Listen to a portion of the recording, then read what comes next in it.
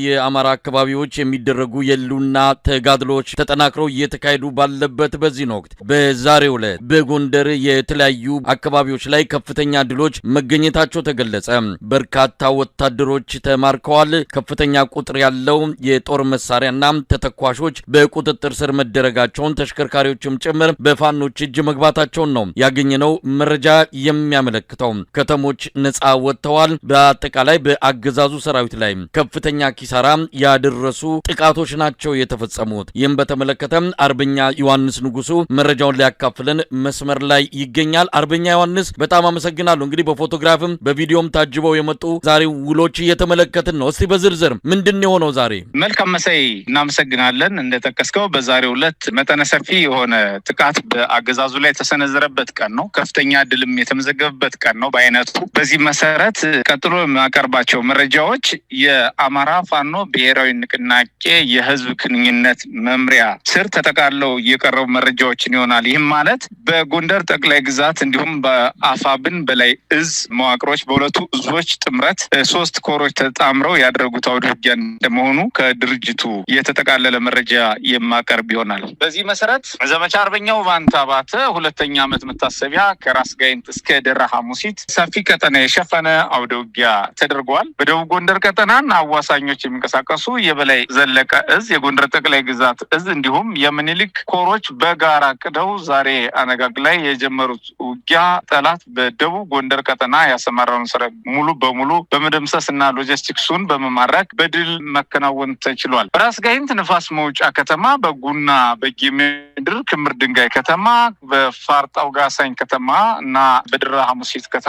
የተከማቸውን የጠላት ሰራዊት ነው እንግዲህ ቁሳቁስን እንዲሁም ሰራዊትን ኢላማ ባደረገ ሁኔታ አውደ ውጊያው የተደረገው። በተካሄደው ማጥቃት በሁሉም ከተሞች የነበረው የአገዛዙ ሰራዊት በሰራዊታችን ክንድ ፍርስርሱ ወጥቷል። በዚህም መሰረት ሜጀር ጀነራል ባንታባት 1ኛ ኮር ከባህር ዳር በ30 ኪሎ ሜትር ርቀት የምትገኘው ደራ ሐሙሲት ከተማን መወንጭት ሚካኤልና ይዘት ቦምባት የመሸገውን የአገዛዙ ሰራዊት ከደብረ ታቦር ከተማ በቅርብ ርቀት የምትገኘው ጋሳይ ከተማን አልፎ ወደ ክምር ድንጋይ ራስ ጋይንትና ሊያልፍ የነበረውን የአገዛዙ ሰራዊት በመምታትና በመበተን 9 ብሬን 3 ዲሽቃ ሞተራይዝድ የጦር መሳሪያ እንዲሁም ከ120 ሺህ በላይ የጦር መሳሪያ ተተኳሽ መማረክ ተችሏል። 453 AK-47 ክላሽኮቭ የነፍስ ወከፍ የጦር መሳሪያ ሲማረክ 135 የአድማ ብተና ምርኮኛ እጁን በመስጠት የተማረከ ነው። 251 በላይ የጠላት ኃይል ደግሞ ተደምስሷል። 7 አርቢጅ የጦር መሳሪያ ከነተተኳሽ የተማረከ ሲሆን ከ10 በላይ ፓትሮሎች ወይም የወታደራዊ ተሽከርካሪዎች የተማረኩበት ግንባር ነው። 28 የጠላት ስንቅና ትጥቅ የተጫኑ ተሽከርካሪዎች የተማረኩ ሲሆን 51 የሬዲዮ መገናኛ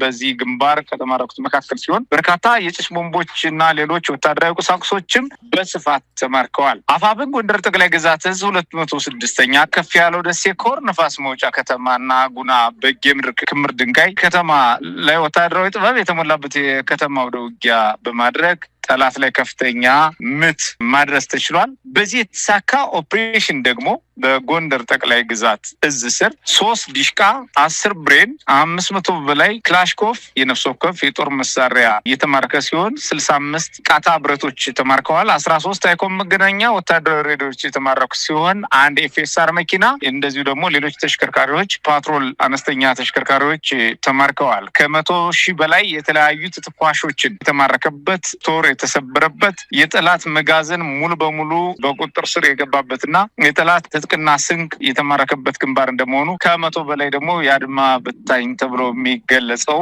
የብአዴን ታጣቂ ኃይል አመራርን ጨምሮ የብልጽግና ካድሬ አመራሮች እና የሚሊሻ ሰራዊት አባላት ሲማረክ ከፍተኛ ኃይል ደግሞ ሙትና ቁስለኛ ሆኗል። ምኒልክ ዕዝ የ303ኛ ኮር 81ኛ 16ኛ ክፍለ ጦሮች እና እንዲሁም 106ኛ ኮር 22ኛ ክፍለ ጦር በደቡብ ጎንደር ጋይንት ንፋስ መውጫ ደግሞ በሚገባ ጠላትን የመታበት አውደ ውጊያ አለ። በዚህ አውደ ውጊያ የምኒልክ 303ኛ ግዙፍ አሳምነው ኮር እና የ106ኛ ደጋው መብረቅ ኮር አሃዶች የተሰለፉ ሲሆን 183 ከተለያየ አሃድ የተውጣጣ የጠላት ኃይል ተማርኳል። 1 ብሬን 2468 የብሬን ተተኳሽ እንዲሁም 151 ክላሽኮቭ የነፍስ ወከፍ የጦር መሳሪያዎች ተማርከዋል። 8780 የክላሽ ተተኳሽ እንዲሁም 267 የእጅ ቦምብ የተማረከበት ግንባር ነው። በርካታ የደረትና የወገብ ትጥቅ እንዲሁም በወታደራዊ አልባሳት የተማረከ ሲሆን ከ200 በላይ የአድማ ብተና ፖሊስና ሚሊሻ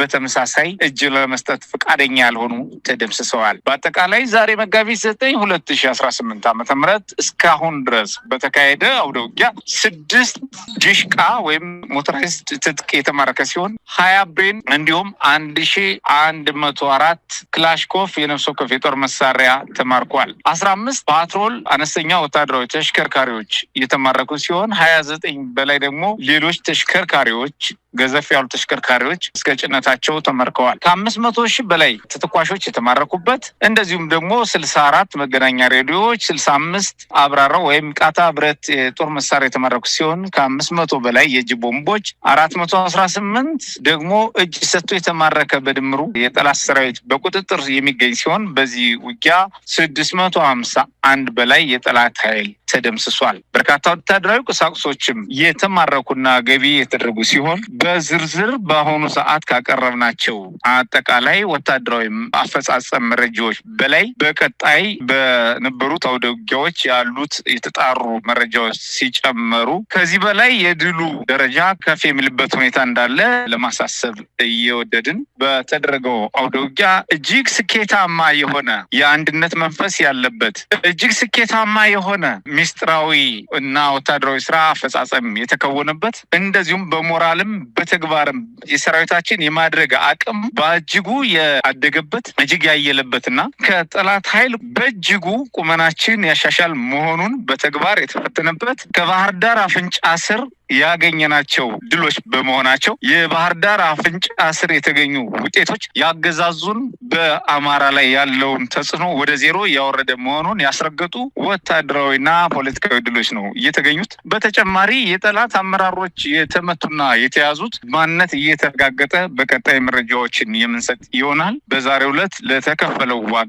በሜጀር ጀነራል ውባንታ ባተ 2ኛ ዓመት ሙት ዓመት መታሰቢያ በተደረገው አውደ ውጊያ ለተገኘው ድል ላስተባበሩ መሪዎችና ለተዋጋው ሰራዊታችን እንዲሁም ለአገዘው የህዝባችን ክፍል በሙሉ በዚህ አጋጣሚ ምስጋና እያደረስን ሰራዊታችን ምኒልክ ዕዝም በላይ ዕዝም እንዲሁም የጠቅላይ ግዛት እዞች በጋራ ያደረጉት ወታደራዊ ኦፕሬሽን እጅግ ስኬታማ ሆኖ አልፏል። መሳይ በጣም ነው የማመሰግነው አርበኛ ዮሐንስ ንጉሱ። እንግዲህ በቪዲዮም በፎቶግራፍም ጭምር ነው አሁን ያቀረብካቸውን መረጃዎች በማየት ማረጋገጥ የሚቻለው። ግን ምን ማለት ናቸው እነዚህ ድሎች? ከተሞችን ነጻ ያደረጋችሁት በእጃችሁ ይገኛሉ። ምናልባት በእነሱም በቀጣይ ምን ልታደርጉ እንደምችሉ ከዚህ ቀደሞቹ አስተዳደር ተክላችሁ የራሳችሁን ማለት ነው የምትቀጥሉበት ሁኔታ ነው የሚኖረው። የማረካችኋቸው መሳሪያዎችንም በተመለከተ እናንተን የበለጠ በትጥቅና በስንቅ እንድትደራጁ የሚያደርግ እንደሆነ ነው አሁን በግለጽክልን ዝርዝር መረጃ መሰረት የተገኙት የጦር መሳሪያዎች ተተኳሾች ቀላል የሚባሉ አይደሉምና እንደው ምን ማለት ናቸው ድሎቹ? የእናንተን ኃይል በማጠናከርና የአገዛዙን ሰራዊት በማዳከም በሁለቱ አንጻር እንዴት ይገለጻል? መልካም። የመጀመሪያው ቦታ ከመቆጣጠር በላይ ቦታ ሊይዝ የሚችለውን የጠላት ኃይል ማፍረስ የመጀመሪያው ስኬታማ ተግባር ነው። ምክንያቱም ኃይሉ ከተመታበት ገዥ መሬቶችንና ከተሞችን ቦታዎችን ሊቆጣጠር ሊገዛና ሊጨፈጨፍ ስለማይችል ቁመናውን የማዛባት አንድ ከተማ ከማስለቀቅ በላይ 2 ከተማ ከማስለቀቅ በላይ የሆነ ወይም ደግሞ ወታደራዊ ምሽጎችን ከማስለቀቅ በላይ የሆነ ወታደራዊ የድምሰሳ አፈጻጸም ነው እየተከወነው። ይህ